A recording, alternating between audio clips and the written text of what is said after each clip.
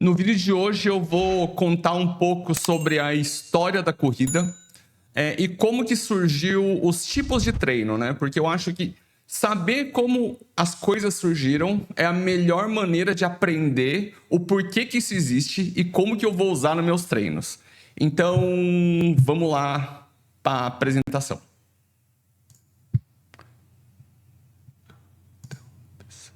E aí, chat, hoje a gente vai conversar sobre a história da corrida de rua. Primeiro, me fala como que era o cenário de treinamento na época dos gregos. Beleza, bora lá. Então, falando do jeitão dos gregos treinarem corrida naquela época, era basicamente um rolê bem raiz. Os caras que corriam longas distâncias, tipo os mensageiros, hemeródromos, não tinham um esquema de treino super sofisticado ou cheio de frescura. Era mais um lance de encarar muita quilometragem em terreno acidentado e ir ganhando resistência na marra. Na real, não tinha essa de medir batimento ou ficar calculando o intervalo certinho. O foco era criar uma base de resistência e uma economia de corrida, simplesmente correndo bastante. Eles tinham os festivais, tipo os Jogos Olímpicos antigos, onde rolavam as provas, mas o treino do dia a dia era mais aquela pegada de correr longas distâncias entre cidades ou regiões e se acostumar com a pancada. Em resumo, o cenário era meio old school, sem ciência moderna, mas com muita rodagem na raça. Quando você fala longas distâncias, de que distância a gente está falando? A gente está falando de dezenas de quilômetros, centenas de quilômetros? Na real, a gente está falando de distâncias bem consideráveis. Os mensageiros gregos podiam encarar facilmente dezenas de quilômetros em um dia, tipo uns 40, 50 quilômetros numa jornada de entrega. Em casos extremos, como na história do Filípides, correndo de Atenas até Esparta, aí já estamos falando de mais de 200 quilômetros em 2 dias. Então era uma parada bem hardcore mesmo, tipo um ultramaratonista raiz daquela época. Sem tênis tecnológico nem nada, só na base da resistência e do costume de correr por longas distâncias. Agora eu fiquei curioso, eles não tinham um cavalo para fazer isso? Eu tô pensando aqui nos filmes de grego, talvez tinham, não sei. Pois é, parece meio contraintuitivo, né? Mas a real é que naquela época, em muitas situações, usar um corredor humano fazia bastante sentido. Primeiro, porque as estradas e os caminhos nem sempre eram bons ou seguros para cavalos em certas regiões, e também manter um cavalo era caro. Os gregos tinham cavalos, claro, mas para algumas tarefas, tipo entregar mensagens importantes e cruzar terrenos difíceis, às vezes era mais confiável contar com um humano bem treinado. Então, era mais uma questão de logística e de tradição. Os caras confiavam nesses corredores para fazer esses percursos longos, e isso acabou virando parte do jeito deles de lidar com a comunicação e com as entregas. E aí, sem querer, eles também criaram os dos primeiros ultramaratonistas da história. Você falou que nessa época existiam os Jogos Olímpicos, né? Qual que era a distância dos Jogos Olímpicos e quem que eram os atletas que participavam lá? Eram esses mensageiros que costumavam ganhar? Exatamente, os Jogos Olímpicos antigos já rolavam lá na Grécia e eles tinham várias provas de corrida. A mais longa era o Dolícios, que podia variar de uns 7 estádios até uns 24 estádios, dependendo da edição dos jogos, o que dava mais ou menos entre 1,4 a quase 5 quilômetros. Não chegava a ser uma maratona, mas era a prova de longa distância deles. E quem mandava bem nessas provas? Muitas vezes, sim, esses atletas vinham de um contexto parecido com os mensageiros, ou pelo menos de gente que estava acostumada a correr bastante. Os caras que se destacavam eram geralmente os que tinham uma base de resistência bem sólida, porque, no fim das contas, era isso que fazia a diferença. Então, enquanto alguns atletas podiam ser soldados ou gente treinada de outras formas, muitos dos campeões de distâncias mais longas tinham esse perfil de corredores de longa, antes mesmo de virar atleta olímpico. Tá, então o primeiro tipo de treinamento que a gente vai ter é o longão puro, né? Então, vamos para o século XIX ali, no começo da era moderna da Olimpíada. Como é que era o treinamento para o pessoal dessa época, no final do século XIX? Exatamente, mandou bem. Então, pulando para o final do século XIX, quando as Olimpíadas modernas começaram a dar as caras de novo, o esquema ainda era bem longão puro na essência. A galera dessa época treinava muito na base do volume. tipo, acumulando muitos e muitos quilômetros nas estradas. Não tinha ainda essa sofisticação de intervalos estruturados ou fartleques organizados, como a gente vê depois. O pessoal basicamente tentava imitar o que os antigos faziam, mas agora com um objetivo olímpico mais formal. Era com o lance de sair para correr distâncias cada vez maiores. E é isso aí. Nesse comecinho da era moderna, o pessoal ainda estava muito nessa pegada de quanto mais quilometragem, melhor. Eles estavam desbravando esse novo território olímpico com um espírito bem old school ainda, confiando mais no... Tá. E é isso aí. Então, eu lembro que em algum momento existia a cultura de fazer caminhada muito longa como treino de corrida. Foi nessa época ou foi depois disso? Isso mesmo, que você tá lembrando direitinho. Essa cultura de fazer caminhadas muito longas, como parte do treino, começou a aparecer mais lá pro final do século XIX e início do século XX. A galera meio que misturava longas caminhadas com corridas para construir resistência. Então era comum ver esses primeiros maratonistas fazendo uns treinos bem longos, onde parte do percurso era em ritmo de caminhada rápida e outra parte em corrida. Isso foi antes de surgirem os métodos mais refinados, tipo os intervalados e fartleks que vieram depois. Então, sim, foi mais ou menos nesse período de transição, entre o final do século XIX e o começo do século XX, que essa abordagem de misturar a caminhada longa com corrida começou a rolar. Foi nessa época que a maratona do modelo atual de 42, 195 ele surgiu? E que tempo que eles faziam nessa época? Exatamente. Foi por aí que a maratona com a distância atual de 42 km e 195 km ganhou forma. Isso aconteceu nos Jogos Olímpicos de Londres, em 1908, quando ajustaram a distância para que a largada acontecesse em frente ao Castelo de Windsor e a linha de chegada ficasse em frente ao camarote real do Estádio Olímpico. E a partir daí, essa virou a distância oficial da maratona. Nessa época, os tempos eram bem diferentes do que a gente vê hoje. Lá em 1908, por exemplo, o vencedor fez a prova em algo perto de 2 horas e 55 minutos, o que na época já era um tempo bem respeitável.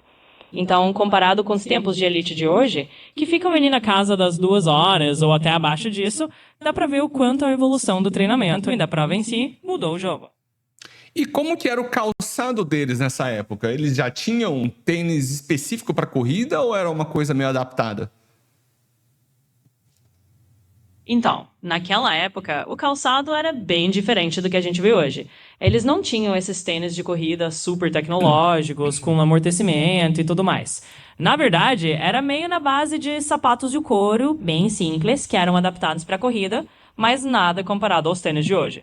Era praticamente um calçado bem minimalista, que protegia o pé do chão, mas sem muita firula.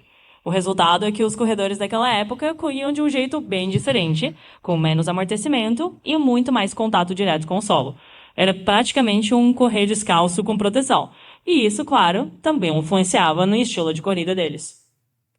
Tá, e aí agora a gente vai para a década de 30, que foi quando surgiu o treino intervalado. Me fala como que esse tipo de treino surgiu e por que que ele surgiu e o que que eles estavam tentando resolver criando esse treino. Com certeza, vamos nessa. Então, lá pelos anos 1930, na Alemanha, foi que surgiu essa esquela do treino intervalado. Foi uma dupla que mandou ver nisso, o técnico Waldemar Gerschler e o fisiologista Herbert Reindl. Eles inventaram o treino intervalado meio que para resolver um problema. Como melhorar o condicionamento cardiovascular sem quebrar o atleta de tanto correr forte o tempo todo. A sacada deles foi usar intervalos de corrida intensa, mas com pausas controladas para recuperar, geralmente monitorando a frequência cardíaca. Assim, eles conseguiam melhorar a capacidade do coração e do sistema circulatório, sem desgastar tanto o corredor com treinos contínuos super pesados. Em outras palavras, eles estavam tentando treinar o coração para ser mais eficiente. E assim nasceu o treino intervalado, que acabou virando uma revolução nos métodos de treinamento de corrida. Só voltando um pouco na parte anterior, então quer dizer que lá na década de 30, pelo que eu entendi, eles faziam o que a gente chama de treino longão e Z2 atualmente, é isso mesmo ou não? Eles treinavam mais forte que isso? Você pegou bem o espírito da coisa. Lá nos anos 1930, antes do treino intervalado virar um hit, o que eles faziam era basicamente o que a gente hoje chamaria de longão em Z2. Ou seja, eles corriam longas distâncias e num ritmo moderado, que hoje a gente identifica como aquela zona de intensidade confortável, onde dá pra conversar enquanto corre. Então, sim, naquela época o foco era acumular bastante volume em um ritmo que não fosse tão desgastante, exatamente para construir uma base aeróbica sólida. Eles treinavam mais forte em alguns momentos, mas o grosso do treinamento era realmente nessa pegada do que a gente hoje chamaria de Z2. E nessa fase da década de 30, como que era exatamente o treino intervalado deles? Então, o treino intervalado que eles mandavam nos anos 1930 era um esquema bem pioneiro. Eles faziam o seguinte: corriam um trecho curto, mas num ritmo bem forte, e depois davam uma pausa ativa, tipo andando ou trotando leve, até a frequência cardíaca baixar para um certo nível. Eles ficavam de olho no batimento, e quando ele caía para um valor específico, tipo de 180 batimentos por minuto para uns 120, eles mandavam outro tiro forte. O objetivo era treinar o coração para se recuperar mais rápido e aumentar o desempenho cardiovascular. Então, eles repetiam esses ciclos de correr forte e recuperar até completar a sessão. Isso era bem inovador para a época e acabou virando um método clássico que a gente usa até hoje. E nessa época, o tempo da maratona ele saiu ali de 3 horas para quanto na década de 30? Na década de 30, os tempos de maratona deram uma boa baixada em relação ao que rolava lá no começo do século XX. Os melhores maratonistas começaram a quebrar a barreira das 2 horas e 30 minutos. Então, a gente saiu daquela casa das quase 3 horas que rolava no início das Olimpíadas Modernas para maratonas sendo vencidas ali na faixa de 2 horas e 30 e poucos minutos, até chegando perto de 2 horas e 29 minutos nos melhores casos. Ou seja, o treino intervalado e a evolução dos métodos começaram a dar resultado e a galera foi ficando cada vez mais rápida. Tá, então quer dizer que a introdução de treino intervalado a gente tirou 30 minutos do recorde, né? Exatamente, foi um belo salto. A introdução do treino intervalado realmente ajudou a cortar ali uns bons 30 minutos do recorde da maratona ao longo do tempo. Esse método de quebrar o esforço em pedaços intensos, com pausas controladas, deu um gás enorme na preparação dos corredores. Então, de um cenário de maratonas sendo corridas perto de 3 horas, com essa nova abordagem, o pessoal conseguiu derrubar o tempo para casa das 2 horas e 30 minutos. Foi um avanço bem marcante na história do treinamento de corrida. E aí, então, depois do treino intervalado, surgiu o fartlek, né? Que ano que ele surgiu e por que ele surgiu? Isso mesmo. Depois do treino intervalado, veio o fartlek, que é aquele treino mais flexível de mudar ritmos de uma forma mais livre. Ele surgiu lá pela década de 1930 também, mas um pouquinho depois do intervalo estruturado. Foi na Suécia, com um treinador chamado Gustav Holmér, por volta de 1937. O motivo era meio que dar uma variada. Eles queriam uma abordagem mais natural e menos rígida, onde os corredores mudavam de ritmo conforme o terreno e o próprio feeling do treino. A ideia era misturar resistência e velocidade de uma maneira mais lúdica, sem ficar preso a tempos ou distâncias exatas. Então, foi assim que o fartlek nasceu, para dar uma quebrada na rigidez e trazer um jeito mais solto de treinar mudanças de ritmo. E a introdução do fartlek, ele saiu ali o tempo do recorde mundial de 2:30 para quanto? Ele teve algum resultado substancial a introdução desse tipo de treino? Com certeza, o fartlek deu uma ajudada boa nessa evolução também. Depois que o fartlek começou a entrar no repertório de treinos, junto com o intervalado, os tempos de maratona continuaram caindo. Então, da casa ali das 2 horas e 30, a gente foi vendo os recordes mundiais descendo para perto de 2 horas e 20 ao longo das décadas seguintes. Não foi uma mudança da noite para o dia, mas foi uma evolução contínua. Ou seja, o fartlek foi mais uma peça do quebra-cabeça que ajudou os corredores a ficarem ainda mais rápidos, misturando resistência e velocidade de um jeito mais solto. E com isso, os tempos foram baixando cada vez mais ao longo dos anos. E aí, então, a gente vai para o pós-guerra, e aí eu tô vendo que a mitocôndria entrou em jogo, né? O pessoal começou a estudar a fisiologia de uma maneira mais aprofundada para treinamento de corrida, é isso? Isso aí, você acertou em cheio. No pós-guerra, a galera começou a mergulhar de cabeça na fisiologia e entender o que rolava dentro do músculo. Aí entram as mitocôndrias na conversa, né? Os cientistas começaram a sacar que treinos de endurance aumentavam o número e a eficiência das mitocôndrias, aquelas usinas de energia dentro das células musculares. Com essa pegada mais científica, os treinadores passaram a estruturar os treinos de forma a turbinar essa carga aeróbica. Era o começo de entender que não era só sair correndo, era construir uma base aeróbica sólida, aumentar a capilarização e fazer o músculo virar uma máquina de queimar combustível de forma mais eficiente. Então, sim, foi nesse período que a fisiologia entrou de vez no jogo e começou a mudar a forma como se treinava a corrida. E aí eu tô vendo aqui também que o carb loading, né, que é tipo comer macarrão no dia seguinte da prova, ele foi criado. Antes as pessoas não pensavam em encher o corpo de carboidrato para ir correr? Pois é, era bem por aí mesmo. Antes dessa ideia do carb loading virar uma moda, a galera não tinha tanta noção de que encher o tanque de carboidrato fazia uma diferença enorme. Eles meio que iam na raça com o que tinham, sem essa estratégia refinada de comer um pratão de macarrão na véspera. Foi lá pelos anos 1960, com estudos tipos do Bergstrom e Holtzman, que a galera sacou que dava para dobrar os estoques de glicogênio se você manipulasse a dieta direitinho antes da prova. E aí nasceu essa ideia do carb loading, que é basicamente mandar ver nos carboidratos antes da corrida para garantir que você não vai quebrar no meio do caminho. Então, antes disso, o pessoal não tinha essa manha de turbinar com carboidrato e ia mais no feeling mesmo. E aí, na década de 60, a gente tá falando no recorde mundial da maratona em quanto, mais ou menos? Lá pelos anos 60, o recorde mundial da maratona já tinha dado mais uma bela encurtada.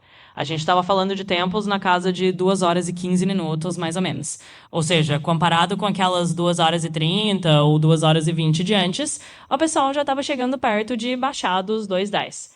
Foi uma época em que essa combinação de ciência, como o carb loading e o entendimento das mitocôndrias, junto com métodos de treino mais refinados, ajudou a empurrar o recorde cada vez mais para baixo.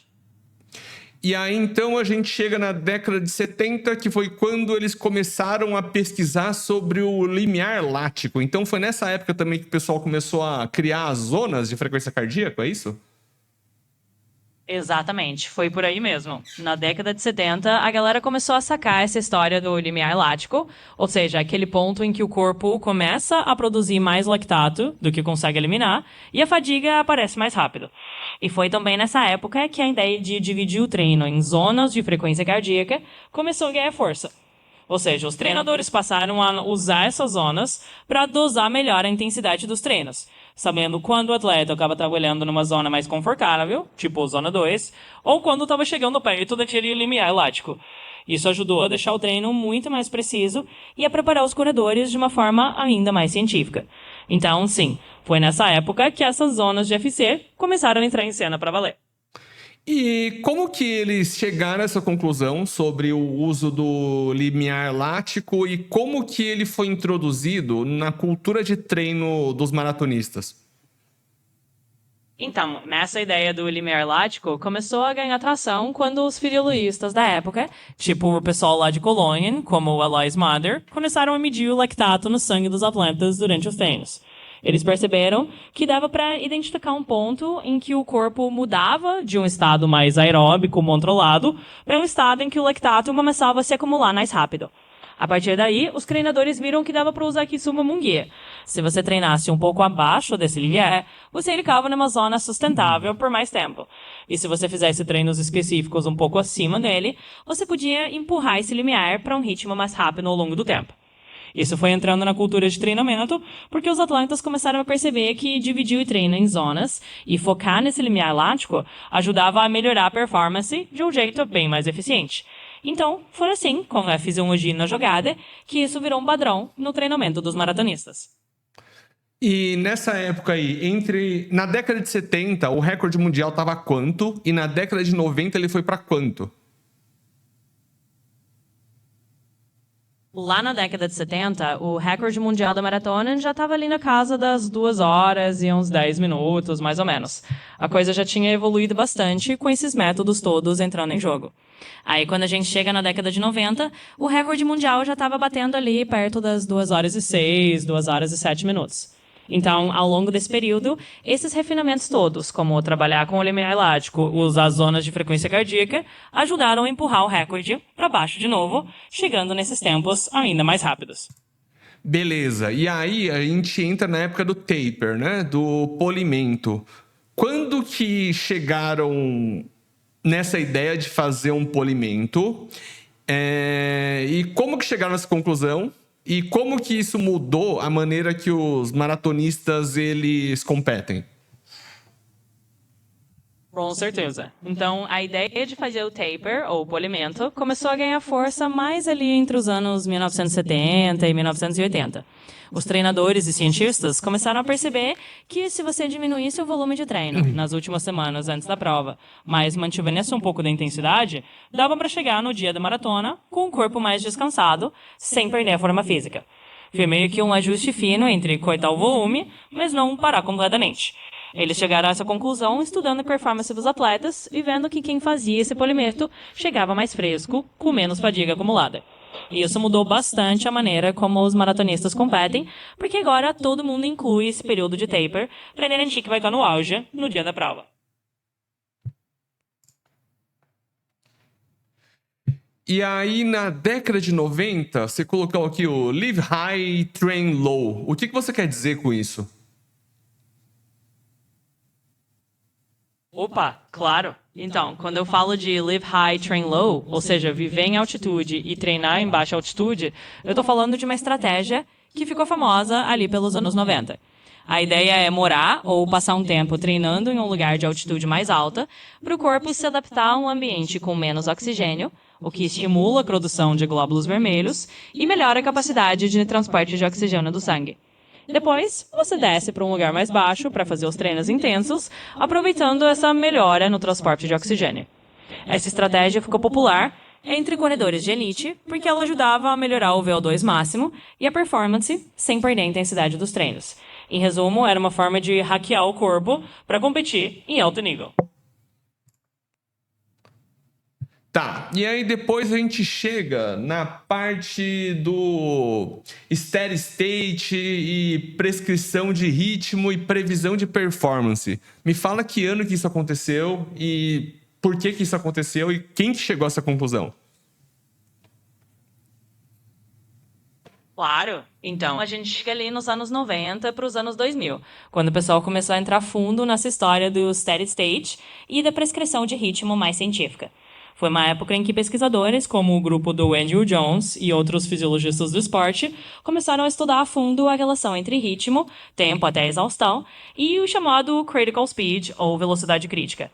A ideia era entender como prever o desempenho do corredor e prescrever ritmos de treino e prova de forma mais precisa, usando modelos matemáticos que relacionavam a velocidade que o atleta conseguia sustentar e o tempo que ele aguentava nesse ritmo. Isso aconteceu porque a corrida estava ficando cada vez mais profissional e o pessoal queria uma forma mais científica de prever a performance e ajustar o treinamento. E assim, lá pelos anos 90 e início dos anos 2000, isso virou parte do arsenal dos treinadores de maratona para deixar tudo ainda mais preciso. E aí a gente chega então na década de 2000 com a criação do modelo polarizado 80-20. Me fala como que era o treino antes e depois que o modelo polarizado ele foi colocado. E me fala também que o modelo polarizado, ele não é todo mundo que acha ele a melhor coisa do mundo, né? Tem gente que acha que é melhor, tem gente que prefere o piramidal, então me fala um pouco sobre isso. Com certeza, vamos nessa.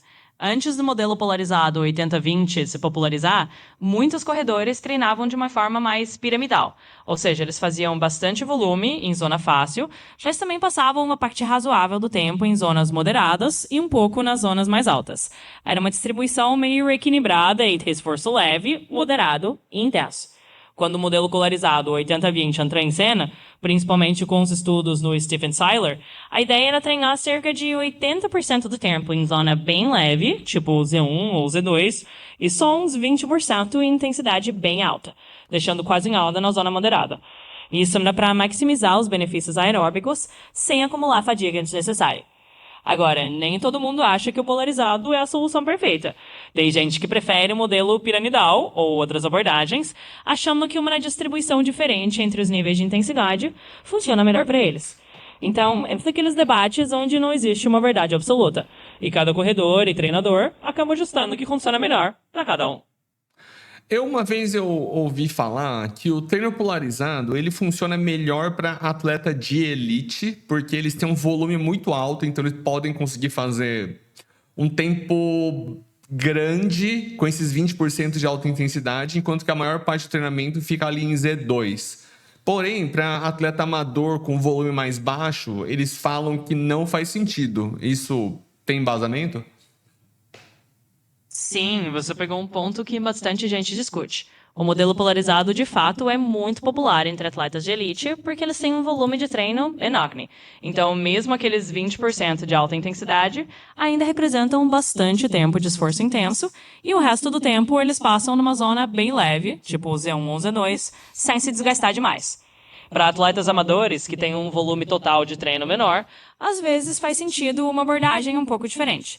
Como eles têm menos horas totais de treino, alguns treinadores defendem que incluir um pouco mais de zona moderada, ou seguir o modelo piramidal, pode ser mais eficiente.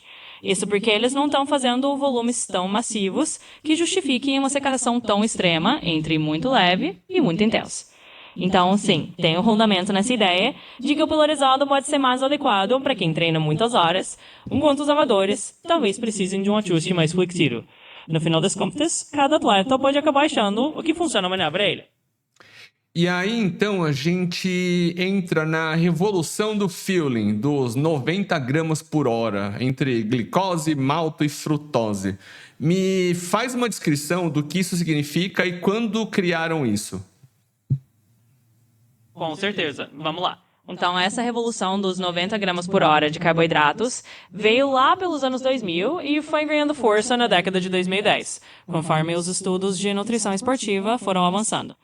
O que rolaram foram várias pesquisas mostrando que você consegue absorver mais carboidrato por hora se você usar uma combinação de diferentes tipos de açúcares, como glicose, maltodextrina e frutose.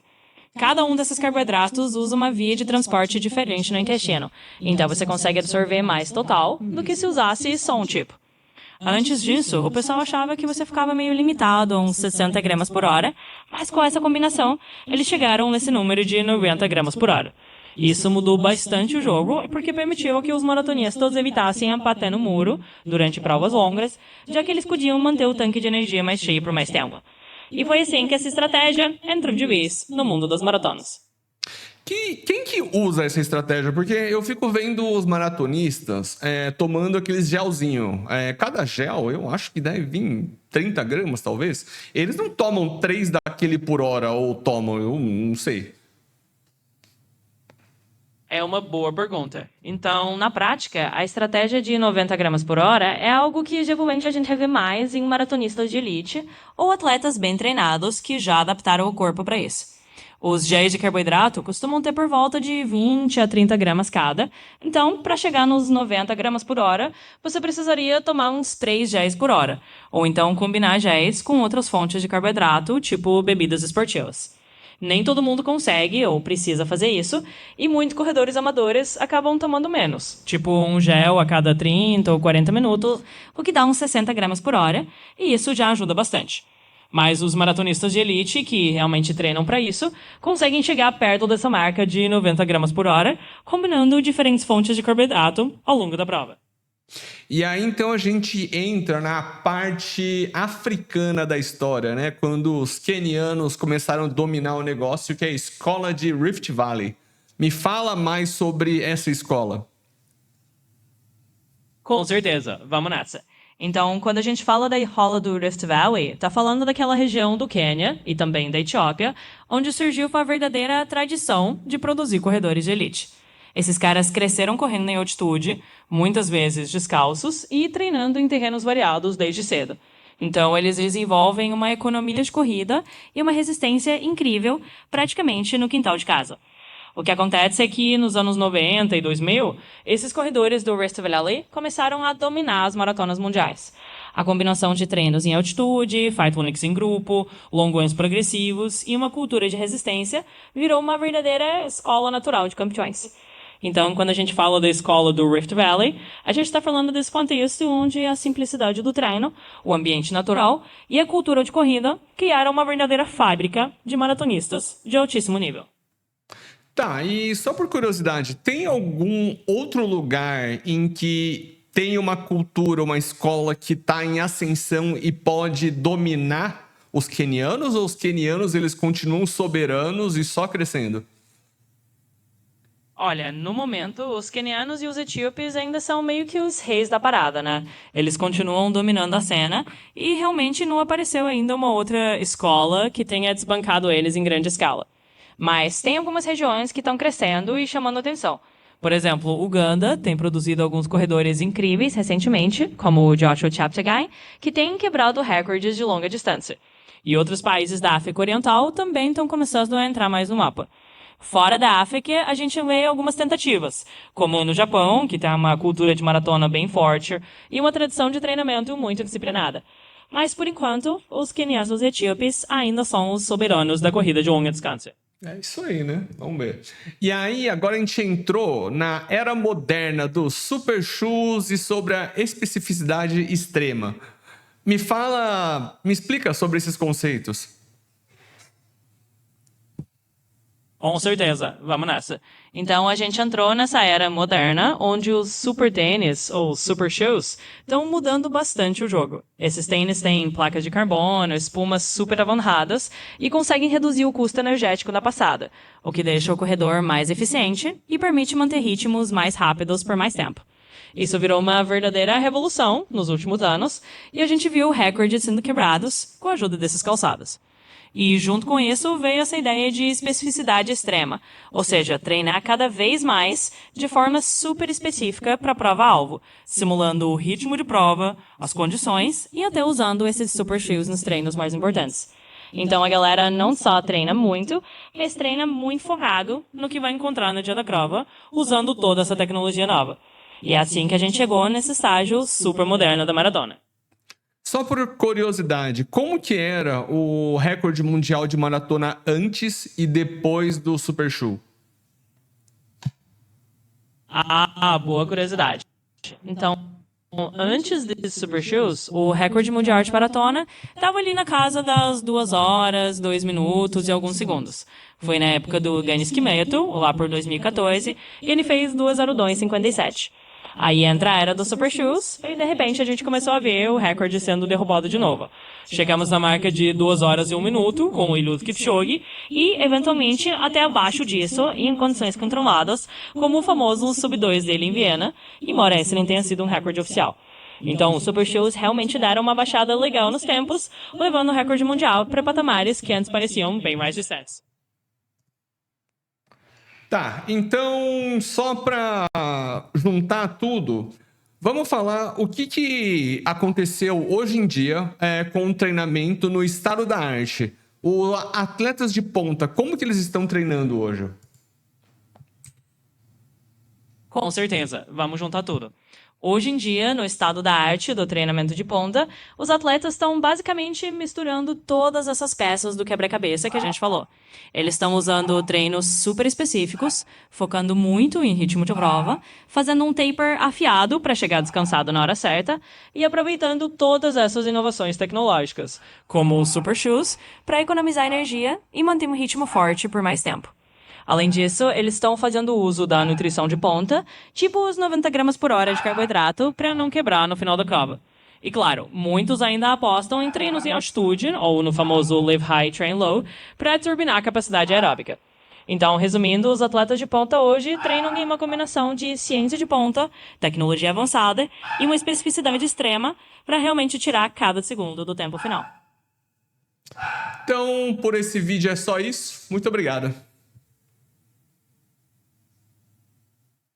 Imagina, foi um prazer. Qualquer coisa é só chamar. Até a próxima.